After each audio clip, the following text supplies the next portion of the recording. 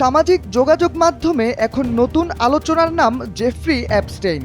এই ব্যক্তিটি যতটা না আলোচিত তার চেয়ে বেশি আলোচনা হচ্ছে তার দ্বারা হওয়া অপরাধগুলো নিয়ে। এই অপরাধগুলোর কোনোটি তিনি একা করেননি, তার সাথে দোস্তি পাতিয়ে সেসব অপরাধে গা ভাসিয়েছেন মার্কিন প্রেসিডেন্ট ডোনাল্ড ট্রাম্প থেকে শুরু করে বিজ্ঞানী স্টিফেন হকিং, এমনকি এক সময়কার শীর্ষধনী বিল গেটস। এছাড়া আছেন বিশ্বের আনাচে কানাচের শোবিজের তারকা ও রাজনীতিবিদ। জেফ্রি অ্যাপস্টেইনের পাতা অপরাধের ফাঁদে আগুনের দিকে ধেয়ে আসা পোকার মতোই ধরা দিয়েছেন তারা। বিনিময়ে অ্যাপস্টেইন পেয়েছেন অপরাধ করার বৈধতা আর নিয়েছেন কোটি কোটি টাকা।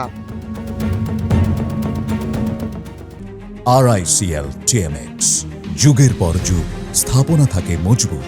মার্কিন যুক্তরাষ্ট্রের আদালত অ্যাপস্টেইনের এই কুকীর্তির ফিরিস্তি জনসম্মুখে তুলে ধরার পর দেখা যাচ্ছে তার কাছে মনোরঞ্জন করতে আসা বিশ্বের নামকরা ব্যক্তিরা জড়িত ছিলেন এমন কিছু জঘন্য অপরাধের সাথে যা কিনা মানব ইতিহাসে বিরল। রীতিমতো গা শিউরে ওঠার মতো ব্যাপার যখন অ্যাপস্টেইনের অপরাধের ফাইল বিশ্লেষণ করে দেখা যায় তার কাছে এমন অনেকেই আসতেন যারা রীতিমতো শারীরিক মিলন করতেন নাবালক কিশোরীদের সাথে।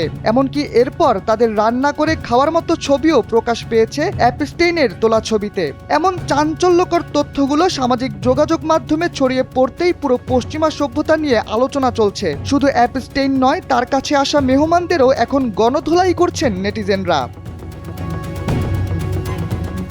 মূলত জেফ্রি অ্যাপস্টেইন তার কাছে আসা বিশ্বের নামিদামি ব্যক্তিদের কিছু প্রমাণ নিজের কাছে রেখে দিতেন।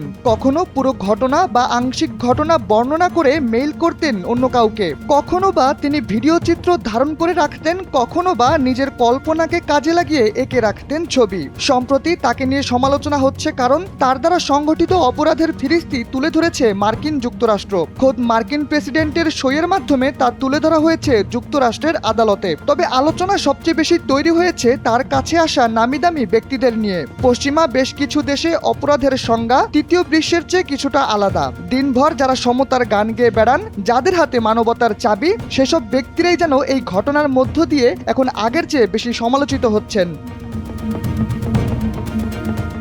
শাহরিয়ার আহমেদ, NPB।